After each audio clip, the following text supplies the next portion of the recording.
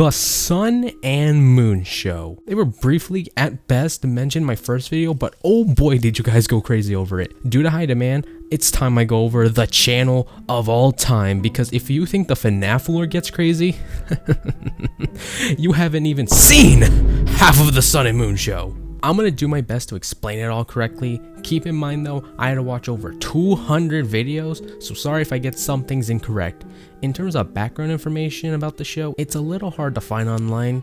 All you can do is look in the description and find EC Universal and the Invisible Davis, which I assume are the creators behind the show plus people who play most of the characters. The channel stars who else? Both Sun and Moon, with their first video being uploaded on March 24th, 2022. The video itself is an average reaction video, however, it's the start that's the most interesting. It seems the channel follows Security Breach's story in which they had the same body, but added a twist that one day they got separated and now are in their own bodies. The channel in-universe was created by Moon for fun to create gaming/reaction content, and so that he can bond with Sun. Both of them are like their in-game counterpart, with Sun's voice actor being a great impersonation, while with Moon, it's... I don't know why Freddy would think Roxanne and me would get along. Brother, we are going to have no money. Another quote.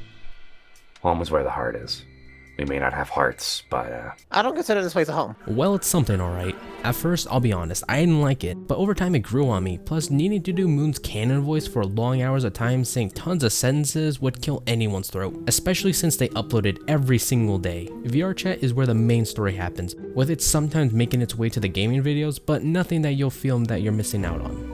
The first VR wasn't even lore-based or even FNaF related, with it being uploaded on March 28th, Sun and Moon, trapped in SCP containment breach, VR chat. The first VR chat that kicks off the story they're doing to this day was uploaded on April 3rd, titled Montgomery Gator is the worst daycare attendant in VR chat. This is also where Monty makes his debut as a character who will become important to the story and well liked, to where he get his own channel with Foxy. He goes through the biggest change in the series, since he starts off as a scammer sorta, making problems for Sun and Moon to face, but eventually evolves into someone Sun/Moon can call a friend. I can't get too ahead of myself though, as at this point only the seeds were being planted for what the channel was gonna do with the introduction of Eclipse.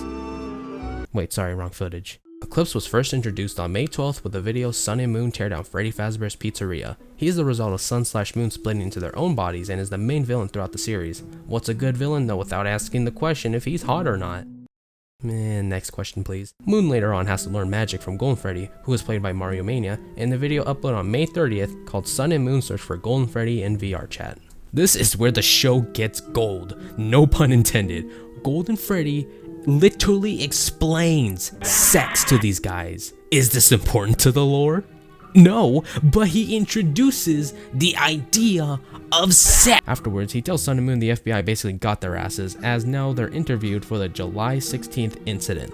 This is the day that took place little after Sun and Moon got separated, in which while Moon was away, Sun was taking care of a couple kids, then the blackout waking up with blood everywhere. It's implied that this was the work of Eclipse at first, but as the show goes on, it's revealed to be not only but the best character in the show. We get there when we get there though. Sun and Moon eventually go on the run for a while, getting in a heated argument. At one point, their creator contacts them. Oh boy, I can't wait to see the amazing payoff to this. Back to Eclipse, he had a former sidekick who is the best character in the show, which I have not name dropped yet. He was deactivated in favor of the next character being introduced on August 12th with the video Moon has an alternative personality named Lunar. Lunar is the bomb. Monty, please!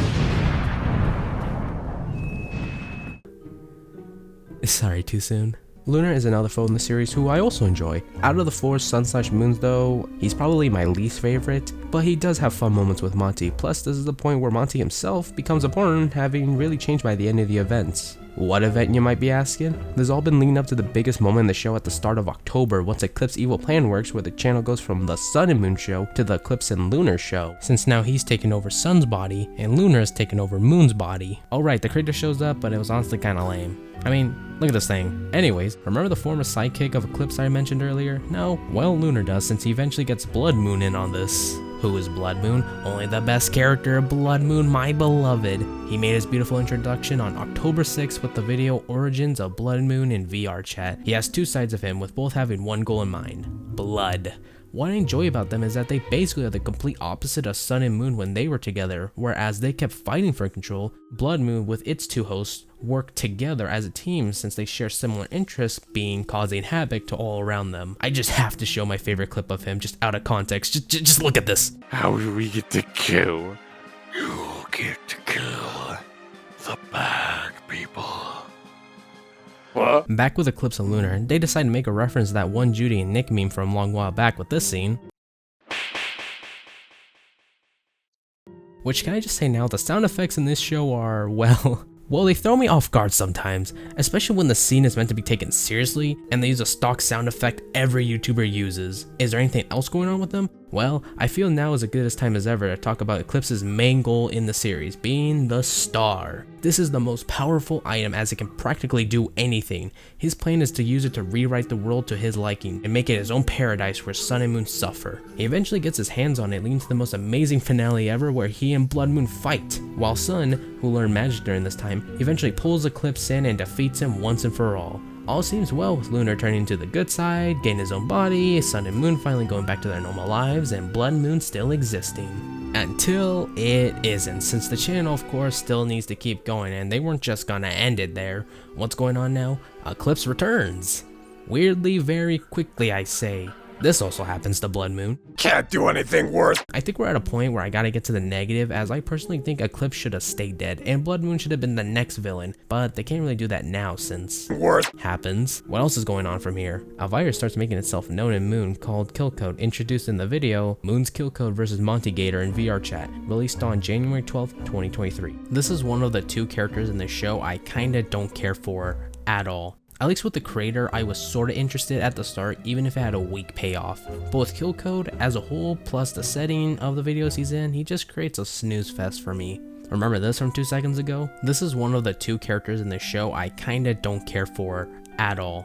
Yeah, the other character I don't care for is Solar Flare, who was introduced on February 6, 2023 in the video Blood Moon meets Solar Flare. They look boring, the videos they're in are boring, plus they don't really do much in the series. I only ever view him as Eclipse's minion because that's all he really is. One of the last newer characters introduced during the whole Kill Code situation was Earth, being introduced on February 26, 2020. Oh wait, never mind. Apparently that video was deleted. The situation goes, the model used for Earth was made by someone that didn't approve of the show using her and requested the video to be deleted. She had a reintroduction on March 31st with the video Earth Saves Sun in VR chat. She's played by Queen Cat, who, if you were me while writing this script, had a freak out when you realize the voice actor for Earth is dating the Invisible Davis, aka the person who plays Sun.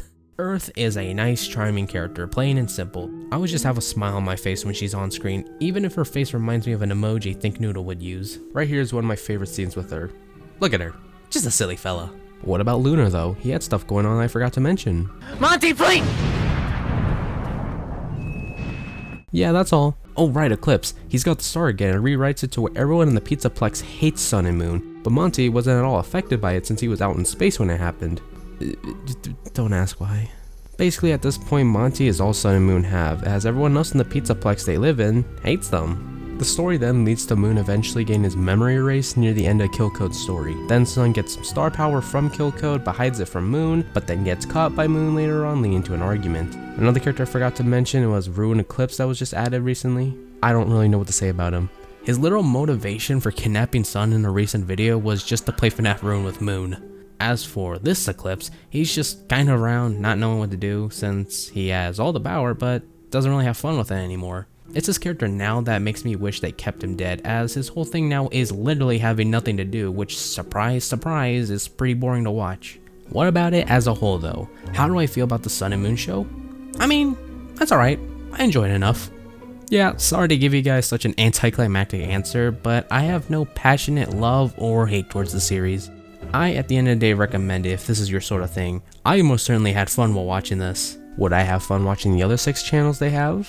Yeah, these guys basically got their own Marvel Cinematic Universe going on, with each channel having its own story. What are these duos though? Circus Baby and Glamrock Freddy? Roxanne Wolf and Gregory? You guys mean to tell me you looked at Security Breach and decided a Glamrock Freddy and Gregory show wasn't a good idea? Back to Sun and Moon show. It does get pretty tiring at some points, with most videos consist of 2 people in a single room for about 10 minutes. It'd be nice to spice things up and make it feel like things are happening, because some of these newer videos, all I can think of when I watch them and get to the end of it is, wow, nothing happened. I feel like they should try to wrap up what they have now and then go to a new story, or heck, just take a break from them. VR chat videos where the characters are just kinda hanging out doesn't sound terrible. There's nothing wrong with a bit more episodic stuff. Heck, there are some videos where it's just that. But then when you do have an idea for a story arc, that's when you do them. Look, I can give an amazing idea for an episodic episode right now. Sun and Moon meet the Blue Guy. Yeah!